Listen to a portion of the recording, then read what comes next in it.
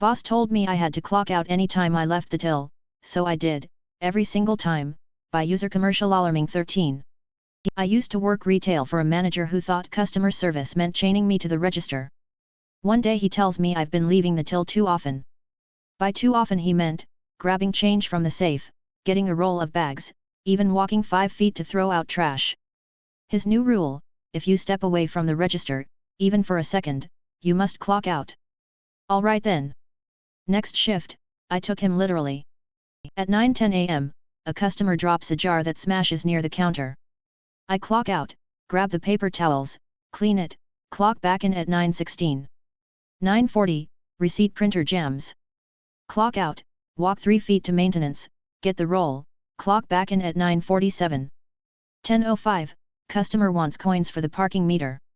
Clock out, walk to the safe, get change, clock back in at 10:13. 10:42, I need to grab a bag of quarters for the till. Clock out, 20 steps to the office, clock back in at 10:50. 11:15, someone asks me to check if we have larger bags.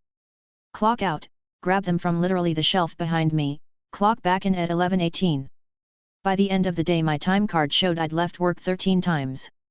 It added up to nearly 2 hours of unpaid breaks, all for basic stuff I was supposed to do. Payroll flagged it, HR called me in, and I showed them the email from my boss laying out the rule in black and white. Next thing I know, he's the one being chewed out.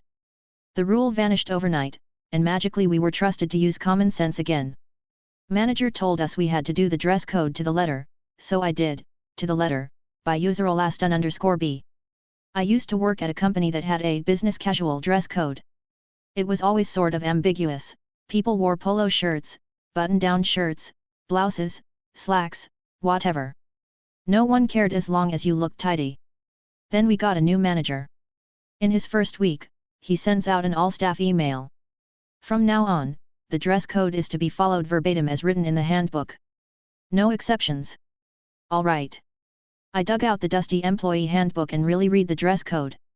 It hadn't been updated since the late 90s. It was very specific. Men, dress shirt, tie, slacks, and jacket. Women, knee-length skirt, nylons, blouse, and closed-toe shoes. No polos. No cardigans. No khakis. The next Monday, I showed up in a suit and tie. I hardly ever wear jackets to work, so everyone right away noticed. And then other individuals started reading the handbook too, because after all, the boss read it precisely as written. The office was a time capsule by Wednesday. A coworker was wearing shoulder pads and nylons in the August heat. Another guy pulled out his wedding gear. Someone even showed up at work with suspenders because the handbook allows it. Half of the staff sweated buckets because we weren't allowed to take our jackets off our bodies when sitting at our desks. HR was not happy. So they got a few complaints of hostile working conditions due to the imposed dress code. 1 week later, we got a new message. Use common sense in following the dress code. Business casual, as done before, is fine. Polos and khakis were once again in style. And our manager never brought up the handbook again. Access removed, here's all my work, by user Stemcella. I work in a role where I own a portion of the software. I don't work in IT, but I do system configuration for the portion I manage. I had admin access until one day IT removed it without warning and without notice. They claimed risk and board decisions. Of course I could rampage and get my access back because it saves the company a significant amount of money each year, as we don't need to use external contractors. There's also no one else in the company that knows my part of the system or how to create business rules, scripting, and coding for this particular system. While people know JavaScript, they would need to become familiar with the system, which will take time. Instead, Fine sends a list of all the things they now need to take over so the work still gets done. Noted there can be no delays in turnaround time despite there being an extra step. Noted that I will still need to approve every change in configuration. The list totaled to approximately 30 hours per week. It also requires 6 a.m. starts at points through the month. I made sure to also confirm they would also be required to come with me for all meetings regarding the system or data, because I won't be repeating myself or duplicating my effort. Within 30 minutes the decision was reversed and I had my access back. I don't think that'll be changing back anytime soon. Not when we work under separate budgets and their team always cry time and cost poor. Manager said I was useless at my job, showed him exactly why, by user theory _large, Long, sorry. Dr at the bottom. This was about 20 years ago, so some of the dialogue won't be exact, but some of it is burned into my memory. At the time I was working in a toy shop, and it was coming up to Christmas, so you can imagine how busy we were. No, busier than that.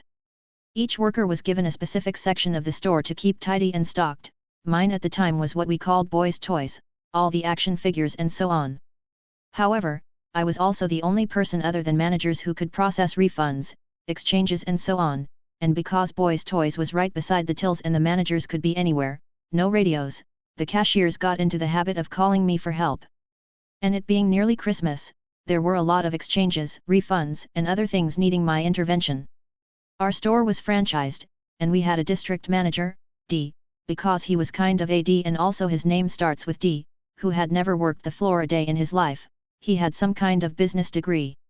He visited a few weeks before Christmas, came into Boys' Toys an hour or so before closing and got mad because it was messy and there were some gaps in the shelves.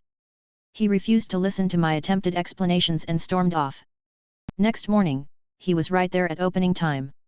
When we had our pre-start meeting where sections were assigned, he interrupted our manager to say, "I'm putting myself with OP today, she clearly doesn't know how to handle the section, so I'm going to show her what's what." There was an awkward silence for a moment before manager went on with assignments. I kept perfectly silent. D trailed me to Boys' Toys and looked around. "Well, what's first? Or don't you have a plan?" "Well, first I usually, oh, sorry, that's the tills calling for help, I'll be back in a minute." Dealt with the tills, returned, got halfway through explaining the first job and was called away again. By the time I got back it was 15 minutes into shift and he hadn't done any work yet. I have to give it to him, he stuck with it all day. I finally managed to show him what we were doing, and he schlepped up to the stockroom and down to the shelves half a dozen times, tidied the same set of shelves because kids loved throwing things all over the floor, watched as I was called away an average of 5 times an hour. I didn't usually keep track, but you bet your ass I did that day. He took his lunch when I did, 10 minutes late because of a refund. He didn't apologize, of course. I was too lowly for that. But the next morning, at the opening meeting, my manager announced that from now on, Boys' Toys would have 2 staff as a matter of course, and that the managers would make an effort to be more available to the tills. Dr. District manager thinks I'm being lazy, arranges to show me what to do, realizes it's because I'm doing too much of the manager's jobs and not enough of my own. Do not speak to the regional manager, by user OK Computer 12345667. Many moons ago, I was the lowest guy at Rent A Center. The regional manager, Greg, was visiting, and my manager wanting all the attention told me not to speak to Greg for any reason. When Greg arrived, he introduced himself and shook my hand, but I stayed silent. My manager gave a nervous smile and told him my name. Later, the phone rang for Greg. I yelled for my manager across the store that the phone was for Greg, even though Greg was standing right next to me. Greg asked why I didn't just tell him directly. I silently looked at my manager, who awkwardly admitted he'd told me not to talk to him. Greg found it ridiculous, and my manager looked like a fool.